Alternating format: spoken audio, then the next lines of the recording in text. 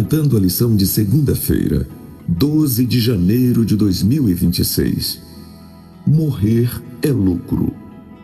O grande pregador George Whitefield, no dia em que foi ordenado pastor, disse assim: invoco o testemunho dos céus e da terra, confirmando que neste momento entreguei-me àquele que morreu na cruz por mim, a fim de morrer por ele. Só ele conhece todos os acontecimentos e circunstâncias futuras. Eu me entreguei cegamente e sem reservas às suas poderosas mãos, porque quero dizer como o apóstolo Paulo: para mim, o viver é Cristo e o morrer é lucro.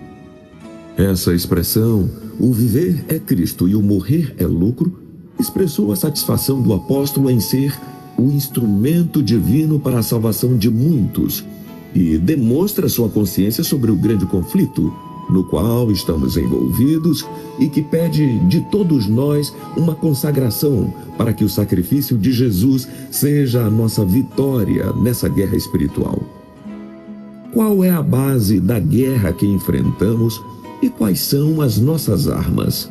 Veja 2 Coríntios capítulo 10, do versículo 3 até o 6. Estamos no meio de uma guerra espiritual. E nossas armas dadas por Deus para destruir o mal são verdade, fé, obediência e autoridade divina contra o mal. Para que possamos ter vitórias nas lutas espirituais de forma pessoal, temos que enfrentar o diabo e suas ferramentas utilizadas nesta guerra.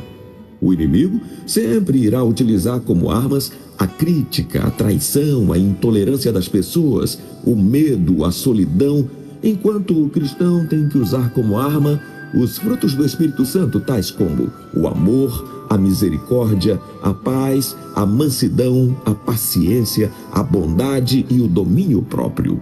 Quando essas virtudes se tornam comuns na vida do cristão, ele é transformado em instrumento nas mãos do Senhor para realizar o plano da salvação. Como entender os seguintes versos de Paulo no contexto do grande conflito? O texto é Filipenses capítulo 1, versículos 21 e 22.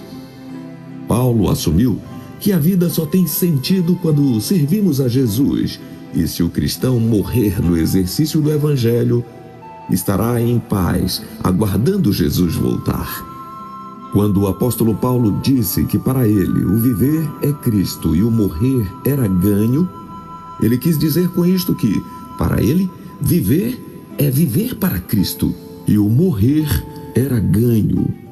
Ele quis dizer com isto que, para ele, viver é viver para Cristo de tal forma, dedicando toda a sua existência a Ele. Já morrer torna-se um ganho, pois é estar guardado em Cristo, aguardando a vida eterna, o que ele considerava muito melhor do que a vida terrena. A frase demonstra a devoção total de Paulo, que coloca Cristo como o centro da sua vida, aceitando tanto as lutas terrenas quanto a perspectiva da morte. Isso como parte de um plano maior e com o benefício da vida eterna.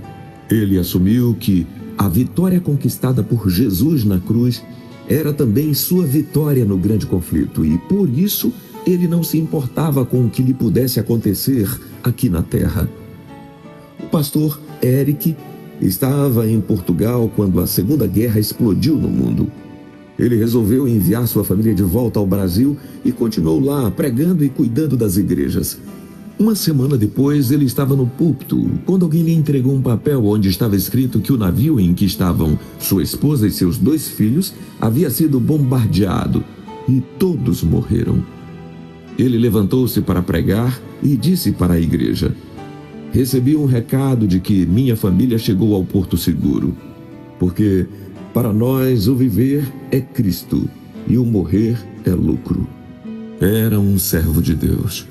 E nunca reclamou com Deus tudo o que lhe acontecera. Nunca emitiu uma só palavra de desgosto. Para ele, Jesus era tudo nesta vida, e a morte dele ou dos parentes era um depósito para ser recebido na segunda vinda de Cristo, na forma de vida eterna para todos. E que Deus nos abençoe.